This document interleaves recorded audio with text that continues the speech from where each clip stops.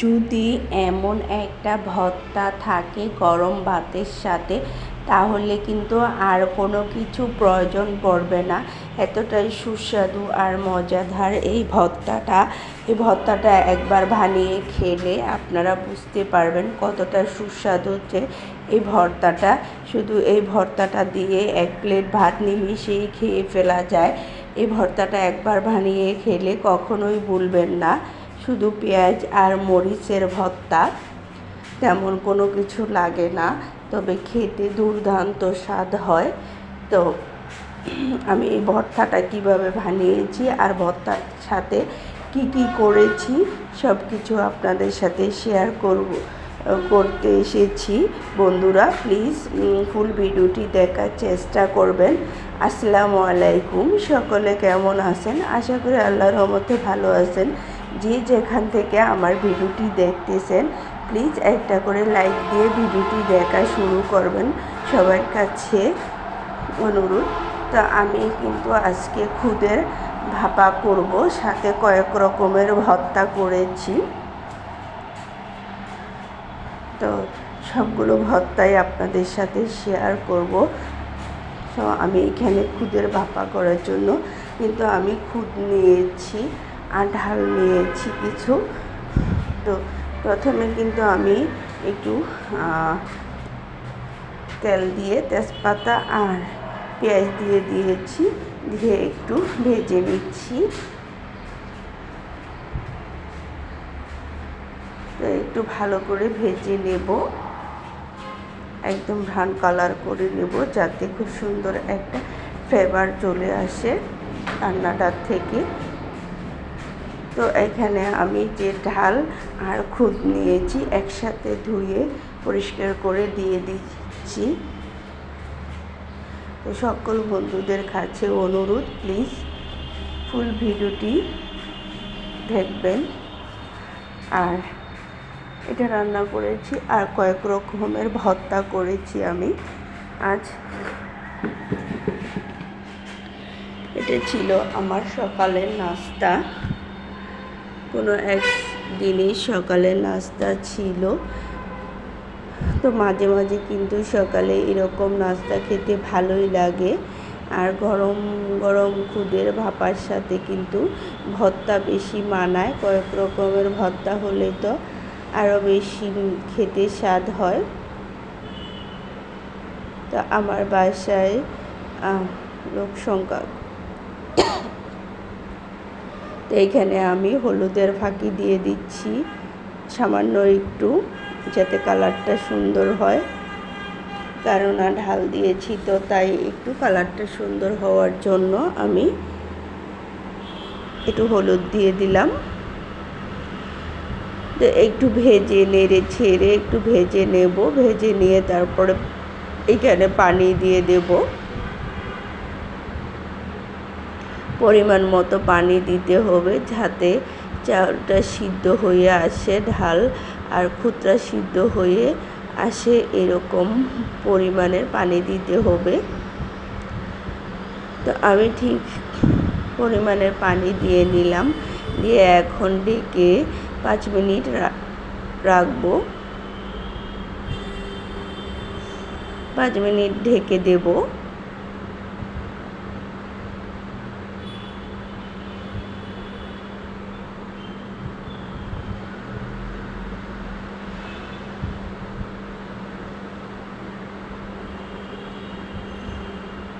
আমি এখানে 5 মিনিট ঢেকে রাখবো। তো 5 মিনিট পর ফিরে আসলাম, এই যে আমার ভলক চলে এসেছে। এখন আমি একটু নেড়ে চেড়ে চুলাটা অফ করে ঢেকে রেখে দেব। এখন আমি চুলাটা অফ করে দিয়েছি।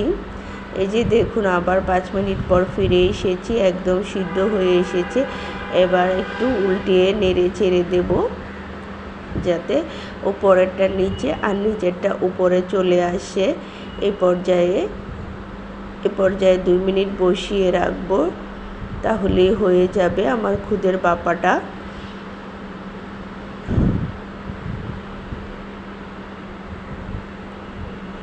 এটি কিন্তু ভর্তা দিয়ে খেতে অনেক স্বাদ হয়।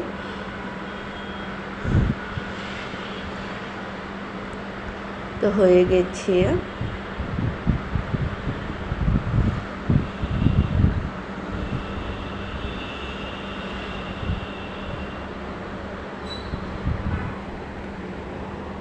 এরপর আমি এটাকে ঢেকে রেখে দিলাম। এখানে চলে আসলাম ভর্তা বানাতে। ভর্তার জন্য এই যে আমি মরিচ নিয়েছি, কিছু মরিচগুলো প্রথমে আমি টেনে নিচ্ছি।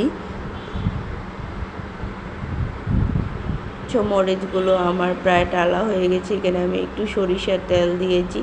আসলে তেল দিয়ে মরিচ ভাজলে কালারটা অনেক সুন্দর আসে মরিচের। ফার্স্ট টাইম আমি আসলে দিতে ভুলে গিয়েছিলাম। যদি ফার্স্ট টাইম দেওয়া হয় তাহলে কিন্তু মরিচের কালারটা খুবই সুন্দর আসে। তো মরিচগুলো প্রথমে ভালো করে ভেজে নিতে হবে। তো আমার মরিচগুলো ভাজা হয়ে গেছে। এখন আমি মরিচগুলো উঠিয়ে নেব, সবগুলো মরিচ।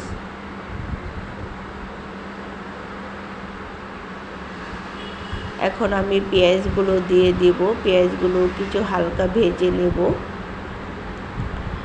আসলে কাঁচা পেঁয়াজের ভর্তা থেকে একটু টেলে নিলে কিন্তু ভালো হয়, পেঁয়াজের গন্ধটা কিন্তু চলে যায়। ওই কাঁচা পেঁয়াজের ভর্তা খেতে ভালো লাগে, কিন্তু কাঁচা পেঁয়াজটা আসলে খাওয়া ভালো না, গন্ধটা আমাদের জন্য। তো আমি একটু টেলে নিচ্ছি, কারণ এখানে পেঁয়াজ মরিচের ভর্তা হবে, তাই একটু টেলে নিতে হবে ভালো করে। আর টেলে নিলে এই ভর্তাটা খেতে খুব ভালো হয়। তো আমি পেঁয়াজটা একটু হালকাভাবে টেলে নেব, বেশি না। তো পানিটা ঝরিয়ে লবণ দিয়ে দিলাম। এখানে আমি সরিষার তেল দিয়ে ভেজে নেব। তো আমি সরিষার তেল দিয়ে দিয়েছি, দিয়ে কিছুক্ষণ নেড়ে ছেড়ে নামিয়ে নেব, যাতে একটু পেঁয়াজটা একটু হালকা ভাজা হয়।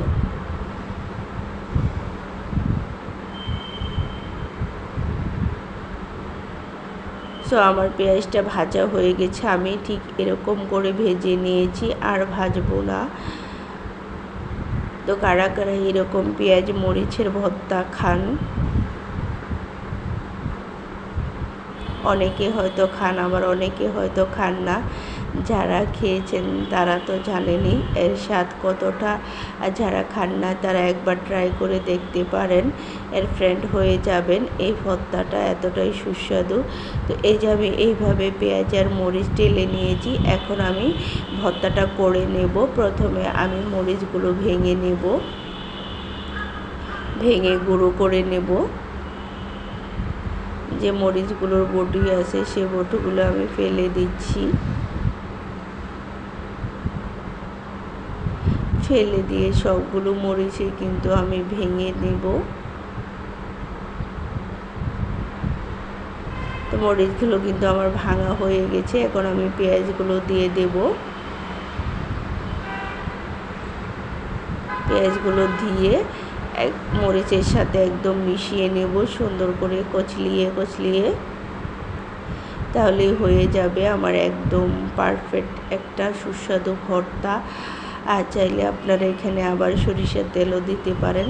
তো এখানে সরিষার তেল দিয়ে কিন্তু আমি ভেজে নিয়েছি।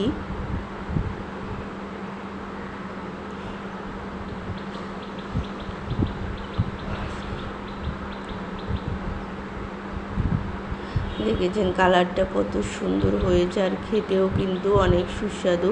তো আমি লবণ আর তেল দিয়ে কিন্তু আগেই ভেজে নিয়েছি, তাই আর লবণ আর তেলটা দিলাম না, আপনারা চাইলে দিতে পারেন। এই যে দেখুন মাশাআল্লাহ কতটা সুন্দর হয়েছে ভর্তাটা। আর বিশেষ করে খুদের বাপার সাথে খেতে আরও সুস্বাদু হয়।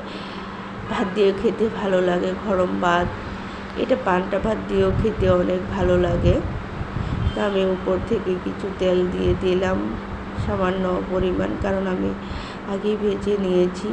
তো দেখেছেন এই যে কতটা সুন্দর আর কতটা লোভনীয় হয়ে থাকে এই ভর্তাটা। একবার ট্রাই করে দেখবেন।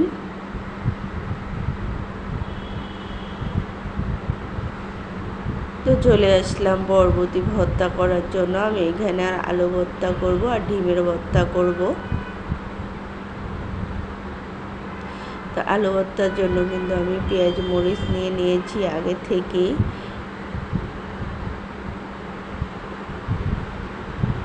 সবসময় আমি আলু ভর্তা করি বেলা এই পেঁয়াজ মরিচের ভর্তাটার সাথে করে থাকি, কেননা আলু ভর্তার মধ্যে আমি খুব কম মরিচ দিতে হয়, বাচ্চারা খায় তো তাই আমি আলাদাভাবে মরিচের ভর্তা করে নিই যাতে আর আমার সমস্যা না হয়। তাই যাতে অন্যান্য ভর্তার মধ্যে মরিচ কম দিলেও বাকি মরিচটা আমার পুষে যায়, মরিচের ভর্তা আমি আলাদা করে নিই এই কারণে। আমি সবসময় কিন্তু এই মরিচের ভর্তাটা রাখি যখনই ভর্তা করি, অন্য কোনো কিছুর ভর্তা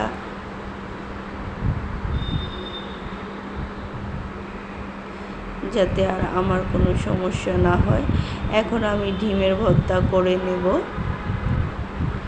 ডিমের ভর্তা করার জন্য কিন্তু আমি পেঁয়াজ মরিচ দিয়ে দিয়েছি। এখন আমি ডিমের ভর্তাগুলো করে নিচ্ছি।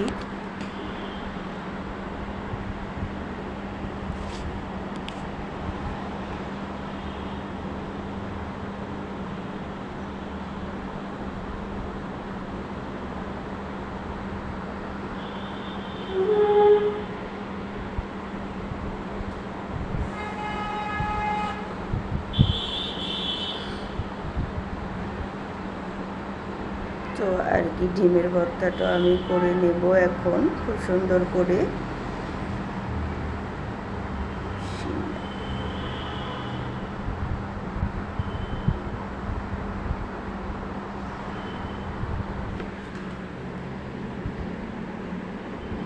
তো আমার ভর্তাগুলো কিন্তু করা হয়ে গেছে, এই যে মরিচ পেঁয়াজের ভর্তা, ডিমের ভর্তা আর আলু ভর্তা আর খুদের ভাপা।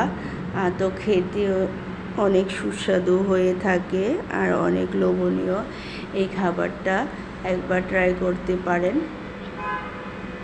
বাচ্চা থেকে বড় সবাই খুব পছন্দ করবে।